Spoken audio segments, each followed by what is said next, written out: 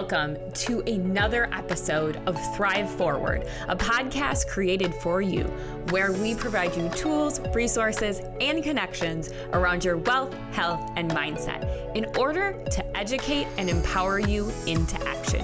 Hosted by yours truly, Shannon Foreman, and a production of Forethought Planning.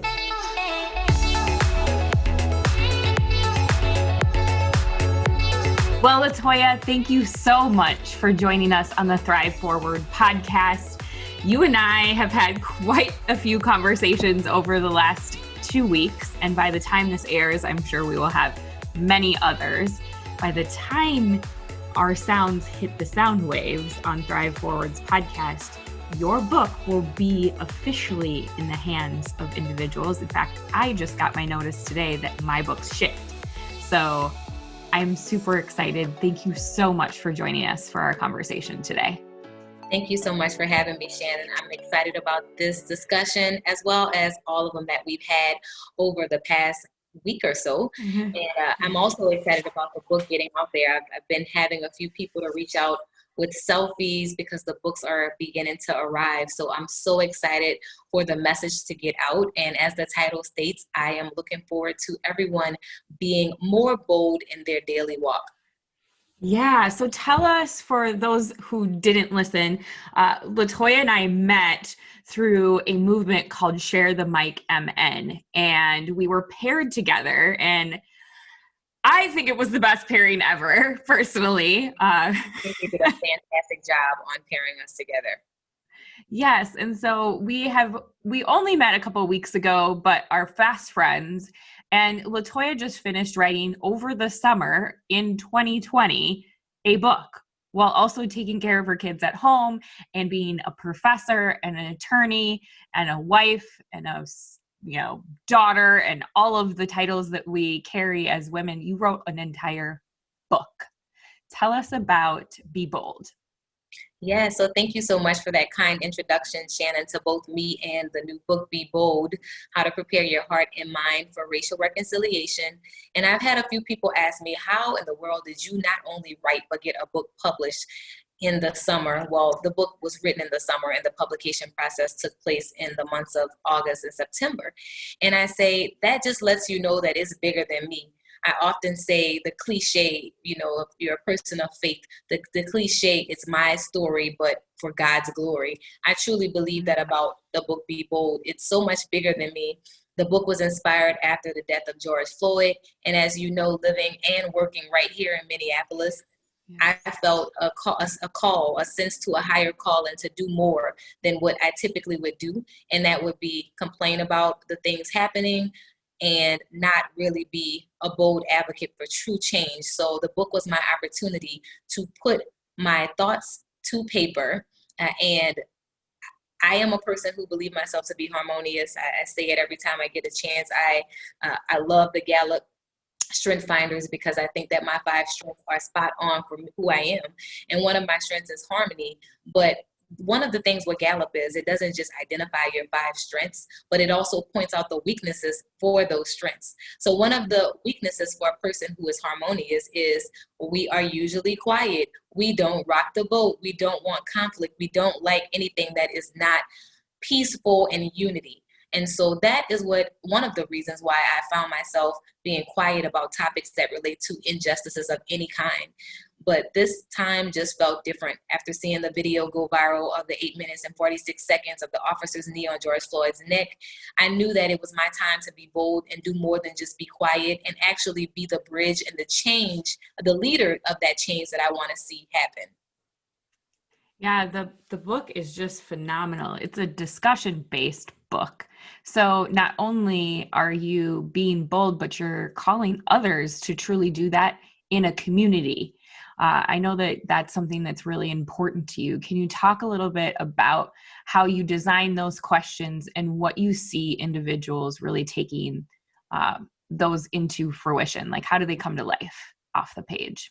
I think that's a great question. And I think that one of the things I think is necessary when we talk about racial reconciliation or unity, it's the understanding that something needs to be reconciled, right? And so it's understanding that if something needs to be reconciled, what comes with that is the need for uncomfortable conversations, typically with someone who's different from you. So it may be that you have different opinions. It may be that the skin colors are different, your genders are different, your religious affiliations are different, just your whole philosophy on life just may be different. And so with that comes uncomfortable conversations that we have to be able to have. So in the book, I say that there are 4 things you can do to get to a place of racial reconciliation, The first is personal. You have to examine yourself in your heart. The second is you have to listen. The third is you have to learn. And then the fourth is you have to be bold. So in the book, I expound on what those things mean. I think that listening and learning comes in multiple different ways. So listening might be you and I having a discussion like this, and you tell your story, I tell my story, we share experiences. Learning is me choosing to learn about someone who's not the same as me, whether it be a woman who looks like me, but her upbringing may be different, her philosophies may be different, her political affiliation or mindset may be different. But me being willing to respectfully listen to what she has to say as well and learn about those differences that we have. And so what I've done with those two as well is I've explored questions. The question that led me to this book was what can I do? After George Floyd was killed, I had friends and family from all across the country reaching out to me asking, what can I do? How can I help? And so my book was the response to what can I do? And so there were other questions that I found come up from well-meaning people. I don't see color. That's one of them. I don't see color. Or I'm not racist, so this doesn't apply to me. Or the discussion itself makes me uncomfortable. Or why are we saying Black Lives Matter? So I came up with the top 10 questions that I find I get in addition to what can I do? And I answer the question in the chapter. And at the end of each chapter, I have dialogue questions for you to dig deeper with the people who you read this book with. So I encourage everyone to read this book with what I call your growth group. I think that this process is going to be growth for everybody. Even if you believe yourself to already be, like myself, harmonious, I really believe that I treat people fairly, no matter who they are, no matter what can be the isms or differences for those people. That's a goal that I have. But at the end of the day, I am human. So it's not the explicit actions that we need to worry about. It's the implicit biases and actions that are present inevitably in all of us as human beings. So I encourage everyone to do this book, read this book with a growth group. So as you're growing, you have people to dig deeper and learn with. And I encourage everyone to not just take my word for it. Throughout the chapters, I make a recommendation for resources, but I also say we have a thing called Google where we can Google anything and it's pretty accurate. We have access to YouTube videos and clips and podcasts such as this one. And I'm like, find whatever works for you and dig deeper into these topics and then bring it back and discuss with your growth group. Yeah, I think the idea of just calling it a growth group and the aspect that we grow together and we grow in community and we grow by sharing our stories. A previous episode, we had my dear friend Lisa Harris on, who's a storyteller, and she also helps women tell their stories.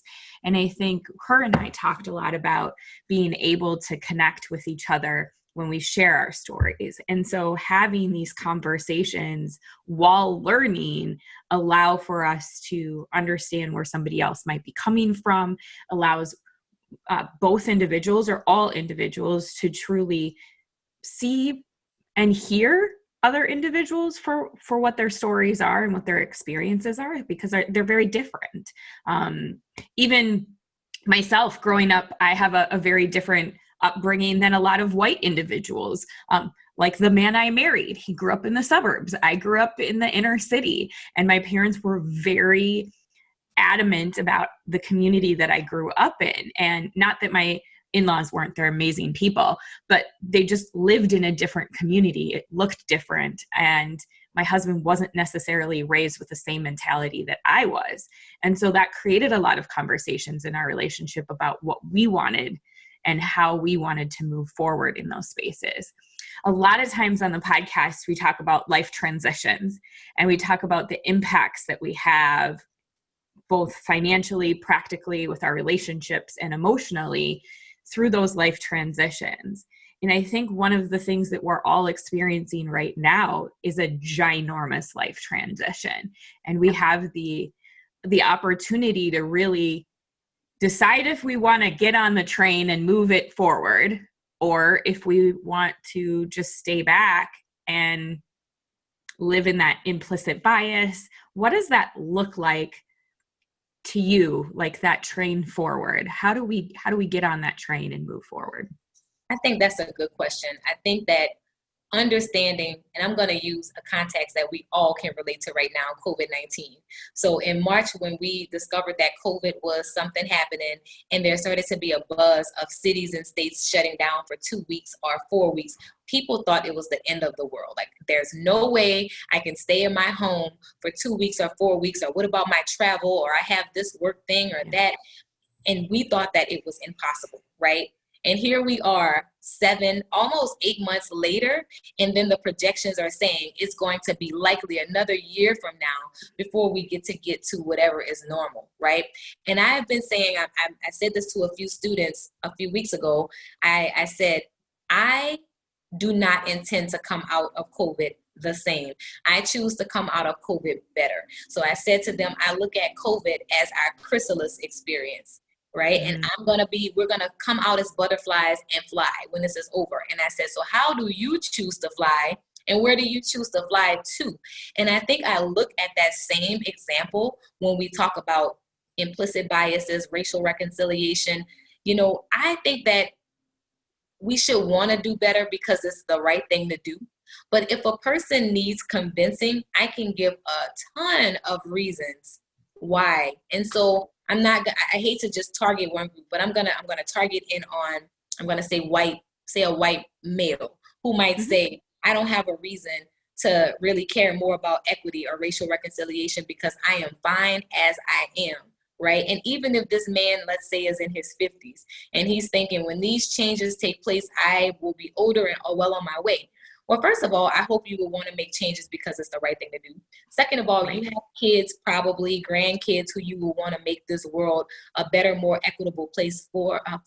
And then the third thing I will add is there's research that shows that right now, the majority group it's going to be a massive shift, right? So the group that's the majority right now that may be resting in comfort, that there's comfort in my majority place. And you know, Shannon and I have already talked about this. You know how I feel about the word white privilege or white supremacy. I usually don't like to use those words.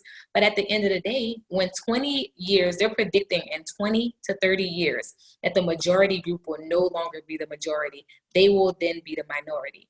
So if nothing else, even if it's for a selfish reason, you should want those shifts to take place because even if it doesn't impact you, it will impact the generations to follow you in your very own family, your grandkids, your great-grandchildren, etc. Yeah, I think that you bring up a great point that it doesn't have to be a threatening experience to have change. And privilege is a really comfortable spot, which is why people don't necessarily want to exit from it, right? But they also don't want to admit that they like the space that they're in when they're in the space of privilege. I mean, it's just a reality. Like, like white folks don't want to admit that they have white privilege, but we do. I mean, it's just inherently there. And it isn't, your white privilege isn't based off of, we can talk about classism too, right? I think the response I get a lot is, well, I've had to work really hard. Well, yeah, me too. I had to work really hard, but I also had opportunities because I was a white person. And, that the reason why I had to work hard wasn't because of this color of my skin. It was because of the economic situation that I was born into with my family. And so you and I have talked about that too, just like the aspect of classism that we're experiencing in the United States too, and the wealth gap. How do we attack those conversations in a peaceful, loving, harmonious sense of the way so that we can actually move forward? Because when we're both yelling and screaming over each other, it doesn't really go well.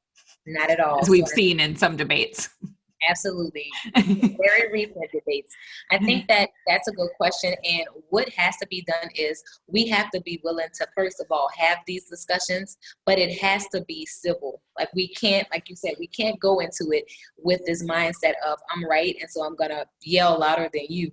You have to be willing to come into the space. And even if it takes the idea of setting ground rules of what is and what is not going to be done, right? And I think that even if we say we're going to walk away and it still not be a resolution, we still have not found the common ground to resolve the issues, I think that there is not going to be any change until we're willing to actually have those discussions.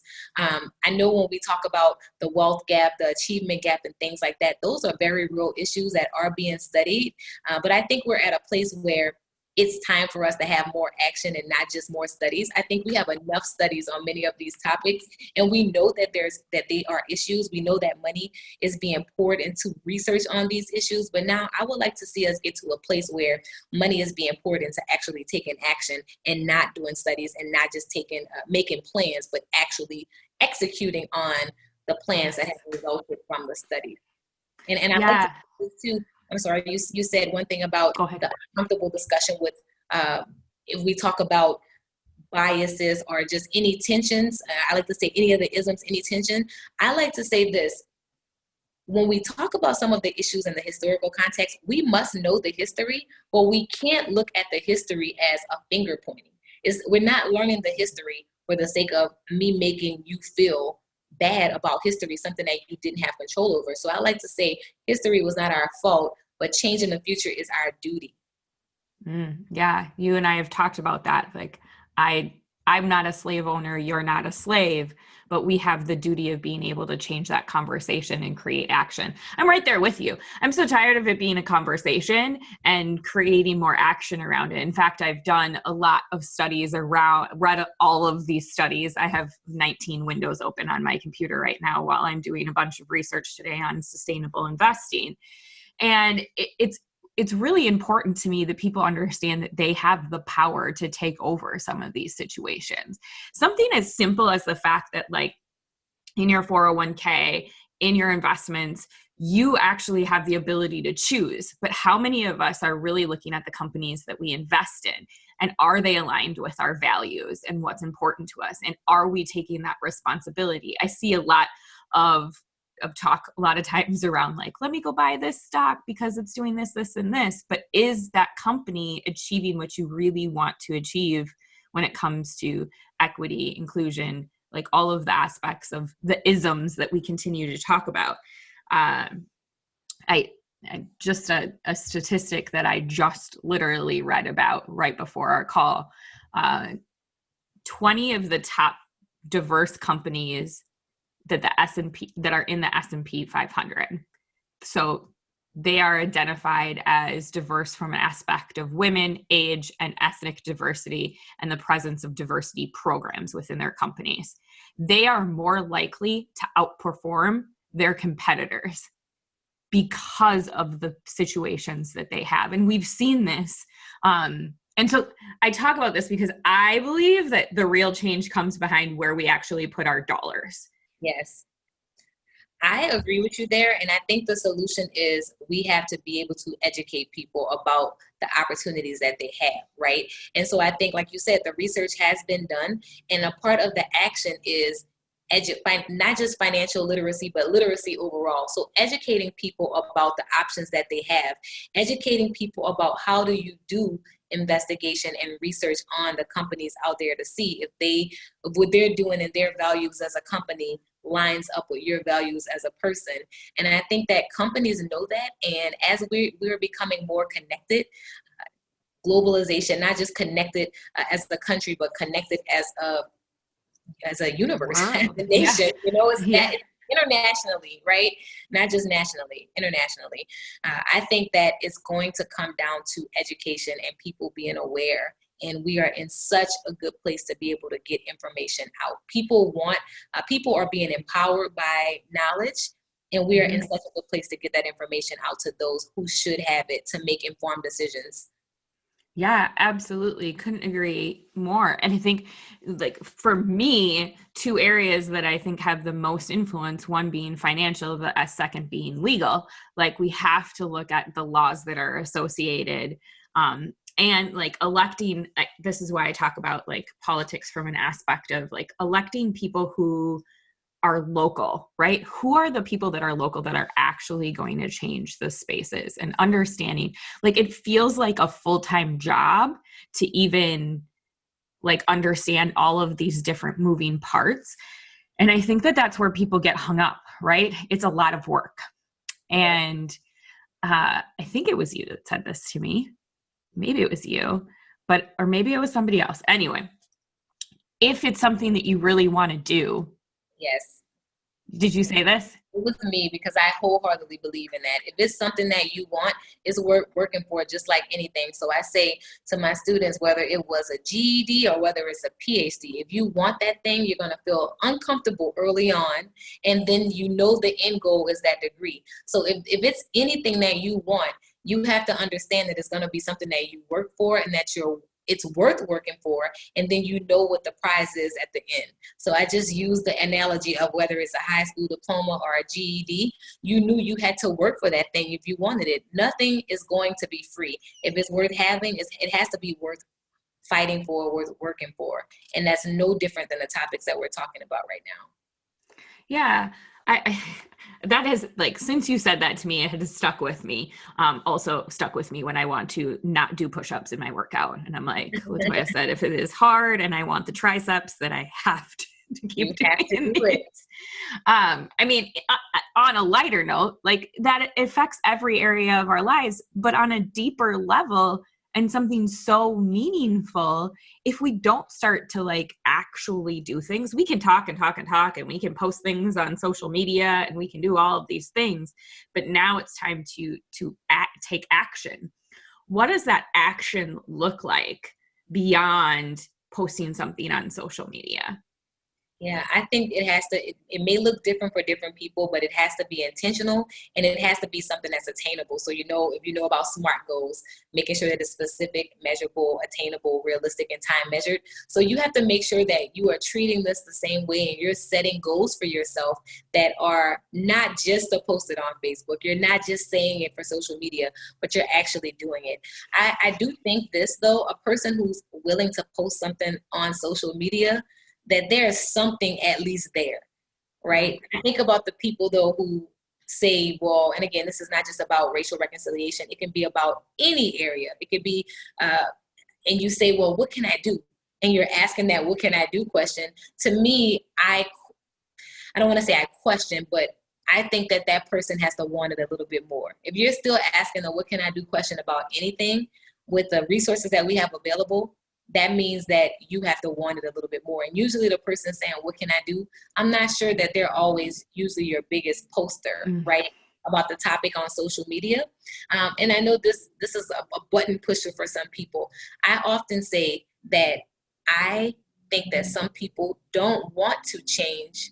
They like where they are, but they're not bold enough to admit it. So even when I talk about being bold, you are entitled to your own opinion.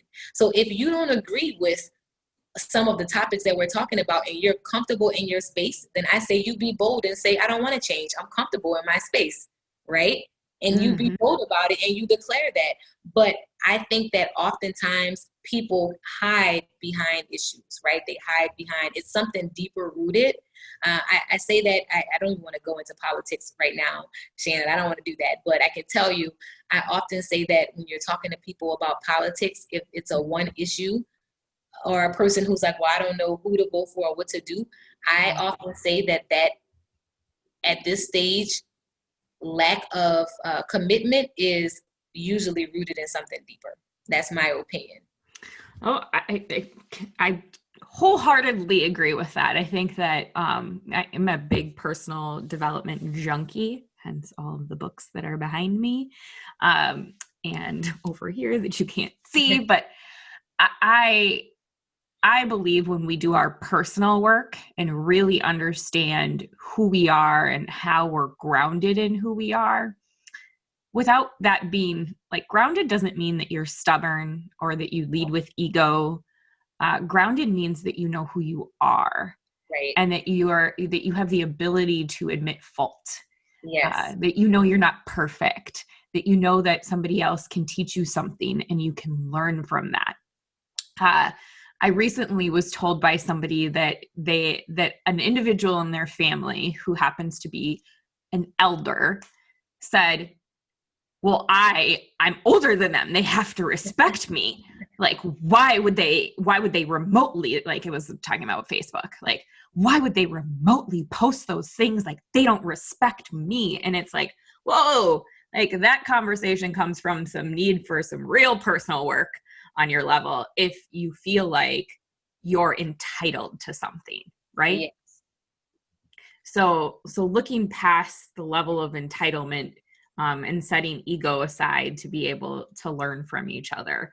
I mean, it's work that I've had to do. I'm a very strong personality. And so, understanding where and when that strong personality comes into action and where I have to be like, okay, it's time to like sit back and listen a little bit more than talk. I can tell you, that's how I start the book. So be bold. The first, examine yourself. That whole section. I'm a self-help junkie also. I love self-help books. I'm always about self-improvement and growth because I truly believe that I can't lead others and help others if I'm not whole myself, if I'm not truly leading myself first. And this is in any aspect. I'm not a good mother. I'm not a good wife. I'm not a good professor. I'm not a good lawyer. I'm not a good anything if I'm not first taking care of myself. I use that analogy all the time, the whole putting your own oxygen mask on first. Mm-hmm. And that's a part of me taking care of me. So in Be Bold, I start the first is examine yourself. And I say, hey, let's dig deeper into examining yourself. And I do go a little self-helpy. So I say in that chapter, for the person, I know some people don't like self-help. So if you're that person, I would say, you see that, don't be discouraged because that has to happen before you can go and have a courageous conversation with someone. You have to examine yourself and your heart and your mind first. Yeah. And then as you step into these conversations, I think what I always see or hear when they get really heated, right, is it's or instead of and. And what I mean by that is like Blue Lives Matter or Black Lives Matter, right? I mean, we could, we could break that down to gay marriage. We could break it down to like every aspect of, women's equality, whatever it means, right? It's either this or that. Like if women have more jobs in the workplace than men don't, right? It's not a this or that or an or, it's an and. How do we come to that conversation with the thought process of and? I think that that's a good point. And even if you were stuck on the whole or, I think it has to be a and/or. Maybe there will be some situations where people think it has to be a or and not an and. But the whole idea is the risk of that or is people don't think about if you're so stuck on it being an or, what about that possibility that you're on the wrong side of the or, right? Mm. You're so stuck on it being one or the other. What if it's that you are the one that's on the wrong side of the or. So I think that what all of this comes down to is love. If you love people, if you love yourself, then you won't get so caught up on the and or the or, but instead just treating people right, treating people equitably and loving everyone. Yeah, I think, and we live in a free society where everybody's entitled to their own opinion and their own way of voting and their own way of seeing how things end up that way, right? I think sometimes we think that there's only one way to get somewhere, and maybe there are multiple ways to get somewhere. So rather than shooting somebody down about their way, how do we help understand what we could maybe take from theirs and ours to create a new way to get to that space? I think, I also feel like we're at this juncture of what do you want to be able to tell your kids and your grandchildren that you were doing at this time, right? I'm living that. You're living that out loud, right? Like, what kind of mother do we want to be? What kind of example do we want to be for the world? But I hear people constantly referring back to Martin Luther King and the civil rights movement and like how, transformative that was for us, except for we're in a space like that right now. We're absolutely in a space like that right now. I've heard some comparisons recently of, how similar this is to the civil rights movement and the comparisons. And one of the biggest comparisons or distinguishing factors is the amount of media attention that events get now in real time. So it can go just like the actual murder of George Floyd. It was recorded with a camera phone and it went viral, and we didn't have to wait for surveillance cams. We didn't have to wait for the 9 o'clock or 10 o'clock news to give us the media perspective. You had different vantage points and different perspectives. And I think that that's one of the biggest things that's happening. And I also think because we are so much into documenting our lives on social media, the world gets to see. And so you made a comment a few seconds ago. You said, what is it that we want our children to see that we did during this time? But it's not even just our children, it's what do we want the world to see that we did or didn't do at this time? And I often hear people say, that silence is not always so quiet. Sometimes the silence is louder than the actual people speaking, right? And I think that we have that added pressure, and companies are seeing that now, right? You see all of the companies that came out with their statements because they realize that you can't just be quiet anymore, because you have these stakeholders and these customers and consumers that want to see what you're saying and what you're saying about these issues that they care about or not, right? So it's an interesting yet different time that we're in right now. What do you say to somebody who is at this space of like, I know I need to do something, and we've talked about this, right? Like, what do I do? Maybe they're past that and they're trying to identify for themselves how to create this community. Maybe they're in a space where people aren't doing the same things that they are, right? And they're kind of setting that stage and trying to lead that force in their family or in their workplace or wherever it might be. What type of encouragement do you have for somebody in that space? I would tell someone in that space to keep being intentional about what you're doing, and know that just because you don't see the tree grow doesn't mean that tree won't grow. So even if you're planting the seed, somebody else might come behind you and water it, and then it grow and you don't see it grow. So I would say, even when you feel like what you're doing is in vain, keep doing it. If it's something that you believe, keep speaking it. Keep using the resources available to you. Like I talk about, not just my book, but there are so many books in the space. There are so many videos, so many podcasts, documentaries. If you know you have a following, I'll tell you, I am not a huge poster, but there's this guy who posts these videos that I think are so spot on. And I've started sharing the videos on Facebook. And even down to my grandmother calling me to talk about one of the videos. Like, she's like, I didn't know the video is the history of political parties in America. And it goes back to how what's the Republican Party now used to be the Democratic Party, and the reverse, the flip.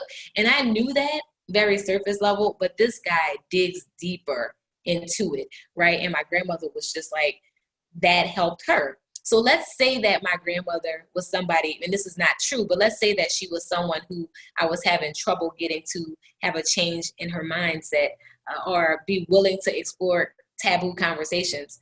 Well, without me having to say, let's have this discussion, by default, you scroll through social media and you see what I'm posting, right? So I would say to those people, first of all, find you a support system to help you navigate this space, and then look at the resources available and find the one that's most fitting for you to be able to explore and even share with others.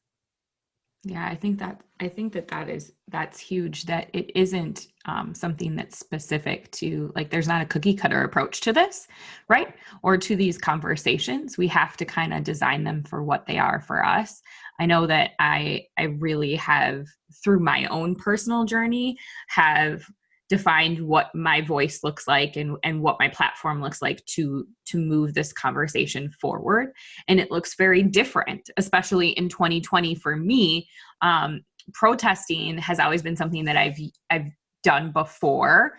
But in 2020, with the health of my parents and my husband's parents, it's just not something that I can do. So I've had to pivot to what that looks like differently for me. Right. I think I mean, we could talk about so many things. I like feel like I could go in like 9 different directions right now. So right now, where we're in this like pivotal conversation where we are seeing people from both sides decide whether or not we like protesting, rioting, looting, all of these different images that are shared on the internet. And depending on what side, and I'm going to use quotations there because really there's no side in inequity. We all lose. So how do we have those conversations around those hot topics of what action looks like? I think that action, again, is not going to be a one size fits all. But when you're talking even about the rioting, looting, and protesting, I think that those are 3 independent things that people usually lump in together. And that causes conflict because do I believe that people have the right to peacefully protest? Absolutely. Do I think that someone should be looting and rioting? Absolutely not. I live in downtown Minneapolis. It disheartens me to see the boarded up areas because of some of the rioting and looting, but that does not negate the fact that people have the right to peacefully protest. And the thing that's so unfortunate about those 3 is the fact that oftentimes the rioters and looters are independent of the protesters, right? But they come usually instill the narrative, and people get so caught up on the looting and the rioting that took place as opposed to the messages that the protesters intended to send. But for me, and this is not me, I have to give credit to the original person who said it. It's an author named Kimberly Jones. And I didn't know about Kimberly Jones until she had a video that went viral right after the precinct was burned down in that Target. And so videos went viral of people leaving that Target actually rioting and looting. So not protesting, rioting and looting. And she has a passionate video. If you've never seen it, I tell you to check it out, Shannon. And she passionately talks about why Black people were brought to America, the distinguishing of the rioting, looting, and protesting. And she said, instead of worrying about why somebody chose to go and loot that Target, you need to worry about why are they that food insecure, that they see no other way but to walk into this Target and steal some food, or to walk into this Target and steal anything. Why is it that way? Why are they so food insecure, so clothing insecure, so housing insecure? And then she talks about, and it's a guy, Claude Anderson, who did it first, economist, but she talks about us looking at our country, the 400 years since 1619 in the terms of monopoly. And she's like, if you do monopoly and then for this many years, you can't play. And then you can play and everything that you get is burned down. And then she's like, of course, you cannot win. The system is set up against you. And I just think that video, she said it like, she said exactly what I think so many people feel. Mm-hmm. And to answer the question that you asked, I think that we have to get to a place where, number 1, we're not muddying the water with the 3. And number 2, we're getting to a place where we choose to not ignore with the protesters the message that they're trying to send. And even to go off on a tangent, I even say, for the people who say, well, protesting doesn't work, it's not effective, why protest? Isn't there a more peaceful way? My response to that is, look at Colin Kaepernick, who tried to quietly take a knee, and then he got slack for that. People missed the whole message of why he took his knee. So I don't really know what the solution is, but I know what the solution is not. And the solution is not to remain quiet and do nothing. I think that I've heard these comments a lot made by, and I'm just gonna go there in this. So like by people of faith too. And that faith is very important in both of our lives. And you teach at a Christian university. How do we have the conversation within our faith groups? And specifically, I'm going to lean towards Christianity. Yes. I think that we have to be bold and have those discussions. And the truth is, it should be easier for us to have the discussion in a faith setting, because if you believe that Jesus died on the cross for our sins, and if you believe what the Bible says about love and the commandment of love God with all your heart, mind, and soul, and then love your neighbor as yourself, to me, that is a starting point right there. And if you are having issues with any person because they are different from you, and again, it's not just racism, it's all of the isms, I say right there that you need to examine if you are truly loving your neighbor as yourself and all of your neighbors. So do I think that Christianity, the Christian church, the Christian church, you get what I'm saying? Do I think that overall there's work to be done in that space? Absolutely. I know you've heard before the idea that on Sunday at a certain hour is the most segregated hour in our country still, because people are in a church, and it's easy for you to hear the gospel and for you to hear scripture being read when you're not forced to have to examine yourself, because you might live in an environment where everyone looks like you and thinks like you. But when you are having to stretch out of your comfort zone and interact with people who don't look like you, the question is then, how are you treating those people? One of my colleagues, I'll say, he said this a few weeks ago, and it was profound to me. I always thought the problem was examining whether or not people are loving their neighbors like they love God. And he said, the scripture says, love God with all your heart, mind, and soul, and then love your neighbor as yourself. And he pointed out the problem is the as yourself. And he's like, the truth is, maybe some of these people are not loving themselves as they should be loving themselves, right? And I was like, wow, that is deep when you really think about it. And it circles right back to the whole examining yourself and the whole examining your heart. If I'm having issues with loving myself, and the Bible says love your neighbor as you love yourself, maybe that's what's happening. Yeah, I think we could go down the history route of Christianity in the world too, and how in the United States, I just listened to a special from NPR that talks about especially the Episcopalian denomination, and different denominations focus much in the South, but also evangelically throughout the world, and immigrants coming to the United States and then finding congregations in the US, but finding them being all white and not having that diversity and that representation there. And I think, how do we build those? My pastor talked about this a few weeks ago, churches that resemble the Antioch church.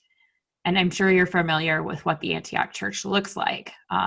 And for those of you listening that don't, it is a church of the ages after Jesus, where people of all faith backgrounds came to have conversation about how do we move forward in the world.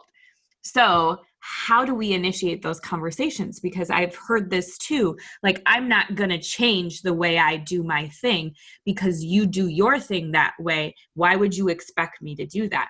Nobody's asking you to change. However, do we make space for those people to do the things that they need to do? Why, if you don't want to change, why should they have to change to be like you? That is a whole nother can of worms. When I talk about this, I often say to people, I have to give the disclaimer that I am a Christian. But, when we talk about a lot of the laws and what we try to push, when we try to say things like, I'm going to vote for a president who votes for, who is going to appoint the justices because we want this justice to put this, abortion or whatever other social issue to vote that way.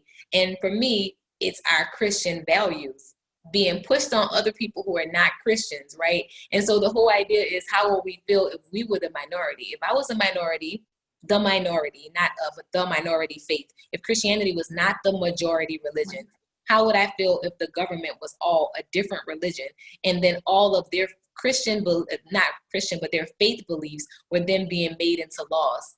So now I'm being forced to have to follow their faith beliefs because of law. So that's a whole different story. And I tell people this as a lawyer, I can't turn off the hat of doing the legal analysis from that lens, but I have to give the disclaimer that I'm a Christian, because when I say that, people think, so are you suggesting that law shouldn't be Christian favorable for Christians. And I'm like, no, my concern is the day that comes when we are not the majority religion. And then there are other laws in place that go against my faith belief that I'm forced to follow the way we force other people to follow our Christian faith and beliefs. I also think we have an initiative on campus called the HAAWK initiative. And I think you make a very good point. So if nothing else, this is the thing. If I truly believe that my job is to go and make disciples and share the gospel with people, I have to accept the fact that I might be sharing the gospel with someone who they're hearing it for the first time. So with that being said, I know people who they're born and their faith is one thing, or they may be an atheist, or whatever it might be. And when I'm sharing the gospel with them, that allows them to be able to be exposed to something new. But I have to be willing to, again, engage with that person from a place of love, engage with that person from a place of civility. That's one thing that I dislike. I don't like when people say things like, well, I stopped going to church because of one of the isms and I didn't feel welcome in that church. And my thing is, everybody should be welcome in every church because of something called, the love. Love is what it should be. And even if I don't agree with what that person is doing, the Bible says we all have sinned and fall short of the glory, and we all need a savior. So who am I to say that I believe that what you're doing is a sin, and so you can't come to this church?